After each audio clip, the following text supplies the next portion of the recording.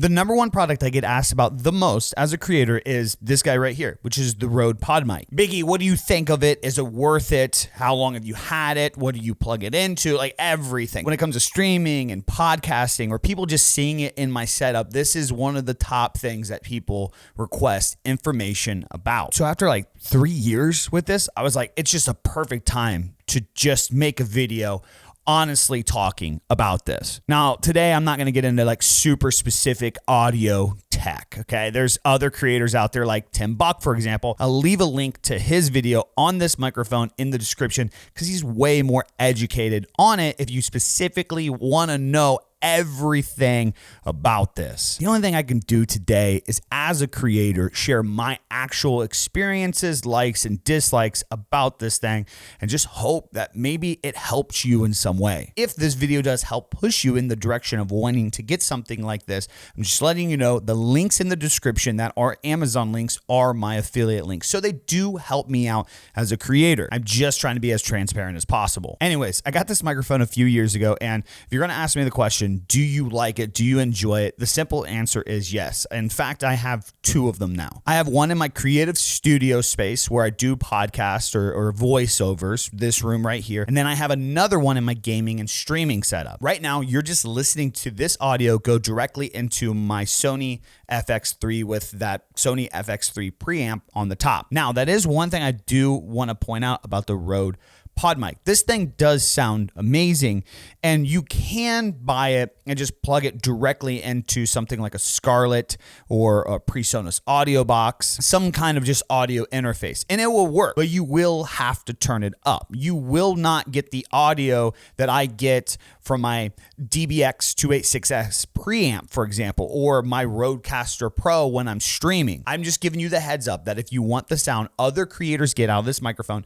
you may have to purchase additional preamp stuff for it. I know people do use cloud lifters on this, for example, but depending on what type of mixer you have, it may have the power. So make sure you're doing your research. That's the biggest thing that I just wanted to point out here is just look into the things that you currently have and what you may potentially need to get the real, true, crisp sound out of this if this is the reason you're buying this. However, I will note for $100, if you currently have an audio interface, something like a PreSonus audio box or a Scarlett, and all you can afford right now is this $100 microphone, and you're just making this upgrade. As a creator for the time being, you can suffice on just having this microphone and an audio interface.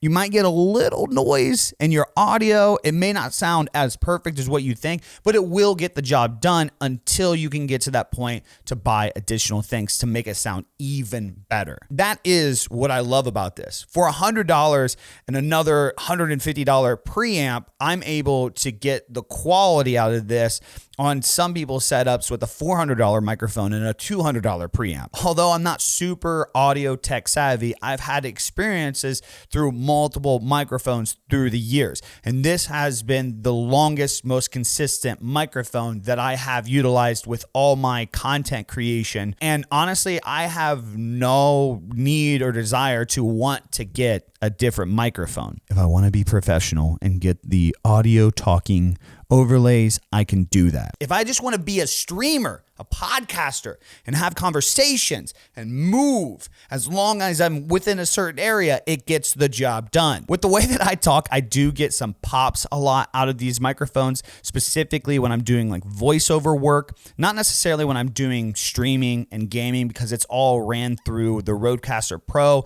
which has a lot of digital enhancements on the back end. But if you typically do a lot of popping in your voices, then I would suggest some kind of filter if you're wanting to do cleaner, more professional work. It just helps out. I don't think it's necessarily needed per se when you guys are hearing the audio here today, but I just like having it for a reassurance, if that makes sense.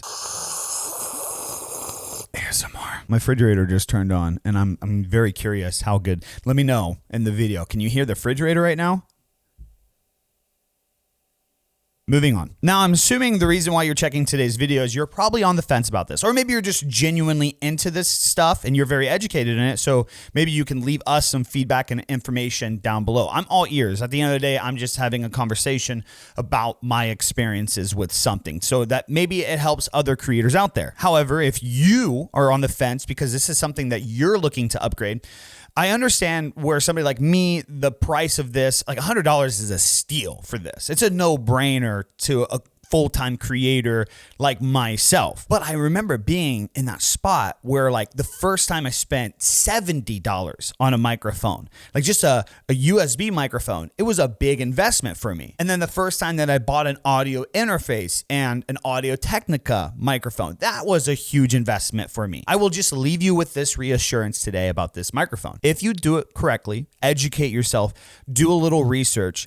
As a creator, I truly believe that this is the last microphone you will ever need if you're not specifically into sound. And what I mean by that is if I was more educated in the world of microphones and audio and was more of a hobbyist in that world, I would probably want something more. Just like with cameras, I could just utilize a Sony a6600 and just be fine. But I am really into cameras, so I want a little above and beyond with mine. The same thing applies to this microphone as a tool. It will get the job done in every aspect and scenario that you as a creator needs. And throughout the years, if you stack other products, other audio interfaces, mixers, preamps to it, it will sound even better and last forever. And honestly, as a creator who's been doing this for years, I think sound is one of the most important things because that is how the conversation of whatever it is that you're creating is getting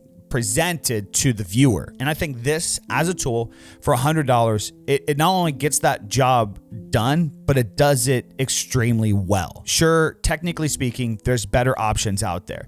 There may even be good comparable options for the $100 range, and feel free to suggest them down below. But for $100, this thing is a steal, whether you're an experienced creator or somebody looking to make that first investment. By the way, I just want to send off this video making a little plug for myself. As you guys know, I've been into film for years. I created a new channel where I primarily focus on just getting better as a filmmaker with storytelling through the actual visuals of using a camera. If you're just interested in nice looking visuals with good audio, nice good film looking footage, feel free to visit the Biggie Films YouTube channel link in the description and go subscribe over there. Megan and I have some plans of really utilizing this channel throughout the next year, doing more camping, hiking, traveling, seeing other cities, and just exploring more of the United States and sharing that through a camera on that YouTube channel. And don't click on the damn link if you're not going to watch it. I'm not asking for people to just go subscribe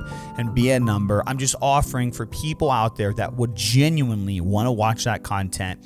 It's there, okay? All right. That's what I got for you guys to say. I'm out. Peace. Deuces.